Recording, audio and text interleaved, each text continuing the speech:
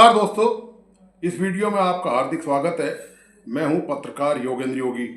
दोस्तों, आपको पहले भी कुछ वीडियो के जरिए मैंने बताया था कि किस तरह से देश के जो प्राइवेट मेडिकल कॉलेज हैं वो लूट का अड्डा बन चुके हैं। दरअसल वो जिस तरह से नीट यूजी और पीजी को जिस तरह से वो एडमिशन दे रहे हैं और एडमिशन देने के नाम पर जिस तरह की वहाँ भारी भरकम हेरा फेरी घोटाले हो रहे हैं, इसकी जानकारी मैंने आपको पहले 2-3 वीडियो के माध्यम से दी थी। आज एक नया धमाका हुआ है। नया धमाका बहुत ज़बरदस्त है दोस्तों, और ये बताता है कि देश में पूरा किस तरह से गोरख धंधा पनप चुका है, और जो प्राइवेट मेडिकल कॉलेज हैं उनको देश के कानून की, छात्रों के भविष्य की, किसी बात की कोई चिंता परवाह नहीं है। और ऐसा नहीं है कि ये जो मेडिकल कॉलेज हैं ये अपने बलबूते पे ये सब हेरा फेरी, ये धोखाधड़ी कर रहे हैं, ये छात्रों के न केवल भविष्य से खिलवाड़ कर रहे हैं, बल्कि ये पूरी मिली भगत का मामला है। ये जो नेता लोग हैं, ये जो मंत्री लोग हैं, ये इनकी शय इनको मिली हुई है, और उसके कारण ये एक से एक तगड़े घोटाले करते चले आ रहे हैं। तो दोस्तों, नया जो घोटाला सामने आया है वो मैं आपके सामने इस विश्लेषण के माध्यम से रखने जा रहा हूँ। नया घोटाला ये है कि एनफोर्समेंट डायरेक्टरेट ने, अर्थात केंद्रीय एजेंसी प्रवर्तन निदेशालय ने, उड़ीसा और बंगाल में कुछ प्राइवेट मेडिकल कॉलेजों के यहाँ छापे मारे हैं।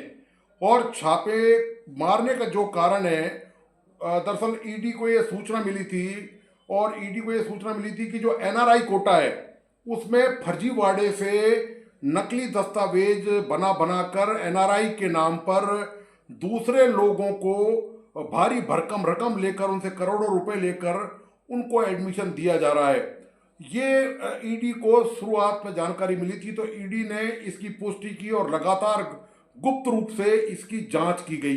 गुप्त रूप से जांच करने के बाद अब जब ईडी को ये पक्का कंफर्म हो गया, इस बात के सॉलिड प्रमाण ईडी ने जुटा लिए, तब ईडी ने बंगाल और उड़ीसा के कुछ मेडिकल कॉलेज हैं, भुवनेश्वर और राउरकेला में, वहाँ पर छापेमारी की। तो ईडी से जब छापेमारी की तो ईडी के सामने बड़ा ज़बरदस्त खुलासा हुआ कि एनआरआई कोटे के नाम पर ये जो मेडिकल कॉलेज हैं इन्होंने सारा काम फर्जी किया।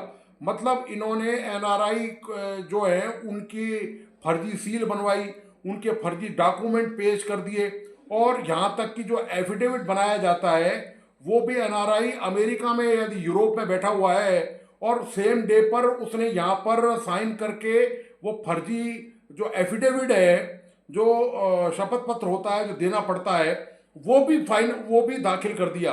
आप देखिए, एक आदमी अमेरिका यूरोप में बैठा है उसी दिन, सेम डे, और उसी दिन उसने भारत में एक एफिडेविट बनाकर दे दिया कि वो जो एफिडेविट का जो प्रेस्क्राइब्ड नॉर्म्स होते हैं उसमें भर के देना पड़ता है कि साहब ये जो मेरा भतीजा है, भांजा है, या मेरा बेटा बेटी जो भी है, जो केंद्र सरकार ने उसके जो नियम बना रखे हैं एनआरआई कोटे के, एनआरआई कोटे का दरअसल नियम ये है कि केवल बेटा और बेटी जो है उन्हीं को केवल एडमिशन दिया जा सकता है। सेकंड या थर्ड जो रिश्तेदारियां हैं, भतीजा, चाचा और इस तरह की जो भांजे, दूर परे में जो रिश्तेदार हैं, कजिन्स जो हैं, उनको एडमिशन नहीं दिया जा सकता। ये क्लियर कट प्रावधान है। लेकिन लालची जो मेडिकल कॉलेज हैं, जिन्होंने कानून को अपनी ताकत और अपने धन के बल पर अंगूठा दिखा रखा है, उन्होंने ये पूरी हेरा फेरी करी, पूरी जालसाजी करी, और ईडी ने इसको ध्वस्त कर दिया दोस्तों।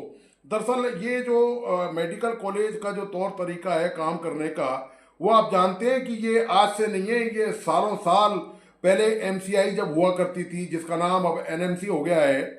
एमसीआई तो घोटाले को खुद ही संरक्षण देती रही है शुरू से ही। उसमें जो जो पदाधिकारी रहे हैं वो आंख बंद करके इनकी मनमानी, इनकी अनियमितताएं, इनके गैर कानूनी काम प्राइवेट मेडिकल कॉलेजों के, वो आंख बंद करके करवाते रहे हैं, और मिली भगत का वो उसमें मामला रहा है। आपको याद होगा, मैंने पिछले कुछ महीने पहले जो वीडियो बनाया था उसमें सीबीआई और दूसरी एजेंसियों ने एक रैकेट का भंडाफोड़ किया था, जो फर्जी अटेंडेंस दिखा रहा है, और फर्जी तरीके से वहाँ जो चिकित्सक उतने है ही नहीं जितनी रिक्वायरमेंट है एनएमसी के नॉर्म्स की, और उस पर भी छापेमारी की गई थी। ये दोस्तों हाल है, और एनएमसी निर्देश देते देते थक गया है। आपको मैं बताता चलूँ, अभी तक जो एनएमसी ने अभी जो महीने 2 महीने पहले निर्देश दिए थे कि जितने भी पीजी के जो जो इंटर्नशिप जो होती है एमबीबीएस के बाद, और पोस्ट ग्रेजुएट को जो है वो वजीफा दिया जाए, उनको स्टाइफंड दिया जाए।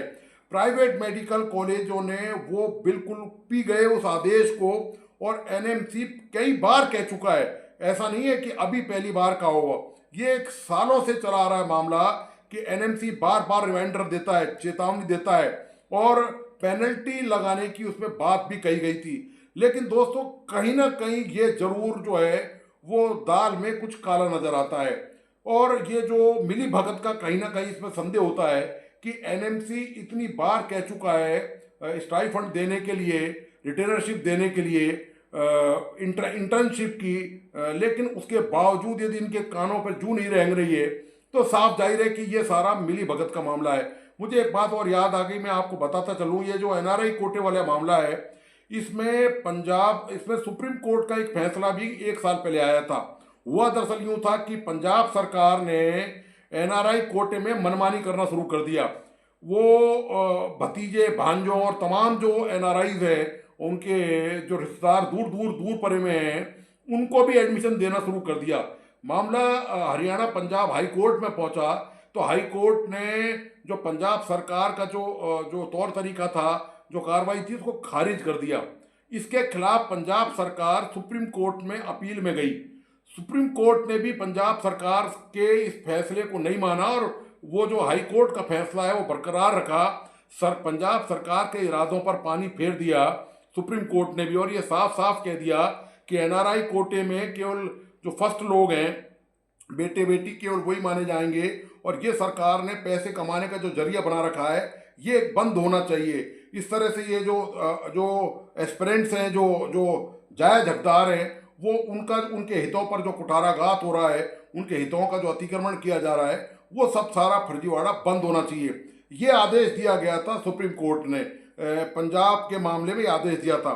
आश्चर्य की बात यह है कि इस आदेश को जो दूसरे राज्य हैं, उनके जो मेडिकल कॉलेज हैं, उन्होंने दोस्तों इसको माना ही नहीं। यदि उस वक्त ये राज्यों की सरकारें जो हैं वो इस आदेश को पढ़ लेती, इसको मान लेती, तो ये नौबत नहीं आती कि ईडी ने अब जो छापेमारी की है पश्चिम बंगाल में और उड़ीसा में, तो ये मामला अब सामने नहीं आता। इतना ज़बरदस्त फर्जीवाड़ा है।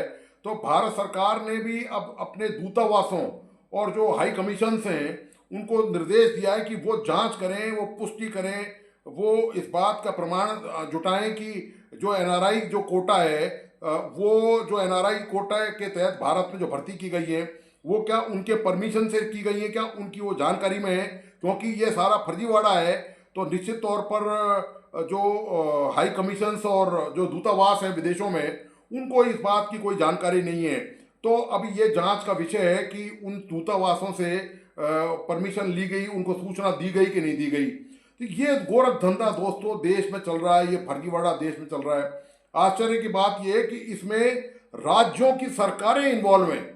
ऐसा नहीं है कि ये जो मेडिकल कॉलेजों में एनआरआई के फंडिंग से जो करोड़ों रुपए लिए जा रहे हैं, उसमें केवल प्राइवेट मेडिकल कॉलेज शामिल हैं, बल्कि उसमें उड़ीसा की सरकार, पश्चिम बंगाल की सरकार, और हो सकता है कि जब ईडी की जांच का दायरा विस्तृत हो और जांच का दायरा बढ़ेगा, तो उसमें देश के जो दूसरे राज्य हैं उनके मेडिकल कॉलेज भी, प्राइवेट मेडिकल कॉलेज भी ईडी के शिकंजे में आ जाएं।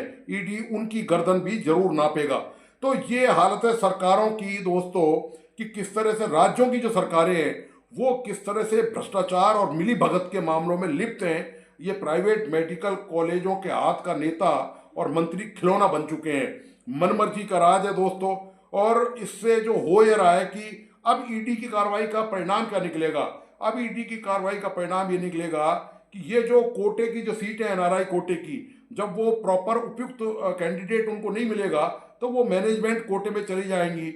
इससे जो देश के जो दूसरे जो एस्पिरेंट हैं यूजी और पीजी के, नीट के, उनको वो सीटें मिल जाएंगी। तो इससे उनको बहुत बड़ा फायदा होने वाला है। ये जो सीटों का घपला घोटाला दोस्तों चल रहा है, ये लंबे समय से चला आ रहा है, और इसके बलबूते निजी मेडिकल कॉलेजों ने जमकर पैसे छापे हैं दोस्तों। देश में कानून की ऐसी धज्जियां और ऐसी मिली भगत शायद ही कभी हुई हो, और वो भी मेडिकल कॉलेज के स्तर पर। देखिए आप, ईडी ने जो कार्रवाई की है, वो जो प्रबंधक हैं, उनके जो मालिक हैं, वो जो संचालक हैं, उनके उनके घरों पे छापे मारे हैं, दस्तावेज बरामद किए, फर्जी दस्तावेज, फर्जी स्टैंप, फर्जी नोटरी के शपथ पत्र, ये तमाम दस्तावेज साबित किए हैं। दोस्तों, होना तो ये चाहिए कि इन मामलों को अदालत में जल्दी से जल्दी सुनवाई करनी चाहिए और इनको जेल होनी चाहिए। जब तक दोस्तों ये जो निजी मेडिकल कॉलेज के जो प्रबंधक हैं, इनको जब तक जेल नहीं होगी ना, तब तक कोई उदाहरण पेश नहीं होगा देश में। तो दूसरे मेडिकल कॉलेज के जो निजी मेडिकल कॉलेज हैं, उसके प्रबंधक डरेंगे नहीं। ये बहुत जरूरी है कि इनकी इस मामले में ये जो फर्जीवाड़ा उजागर किया गया है, ईडी इनके खिलाफ सारे सबूत इकट्ठे करे, ईडी इसके खिलाफ अदालत में चालान पेश करे और उसमें अदालत से रिक्वेस्ट करे कि इस मामले के फैसले की सुनवाई जो है जल्दी हो और जल्दी निर्णय हो। निश्चित तौर पर ये प्रबंधक जरूर जेल जाएंगे दोस्तों, इसमें कोई डाउट नहीं, क्योंकि ये मामला बहुत मजबूत है। और जब ये जेल जाएंगे तो दूसरे जो प्रबंधक हैं प्राइवेट मेडिकल कॉलेजों की, उनकी भी आंखें दोस्तों तभी खुलेंगी जब इनमें से 10-20 को जेल होगी। बिना जेल जाए दोस्तों अब कोई रास्ता नजर नहीं आता कि ये जो गंदगी फैली हुई है, ये जो भ्रष्टाचार व्याप्त है, इसकी सफाई तभी हो पाएगी जब देश में कोई ऐसा उदाहरण और ऐसी नजीर पेश की जाएगी। तो दोस्तों, आपको आज का विश्लेषण कैसा लगा, प्लीज़ अपने लाइक एंड कमेंट के साथ बताइए। इस वीडियो को अपने दोस्तों और परिजनों को जरूर शेयर करें। मेरा तमाम दोस्तों से पहले भी आग्रह था और आज भी है कि इस यूट्यूब चैनल को प्लीज़ सब्सक्राइब करें, लाइक करें और बेल आइकॉन का बटन प्लीज़ ज़रूर दबाइए। धन्यवाद।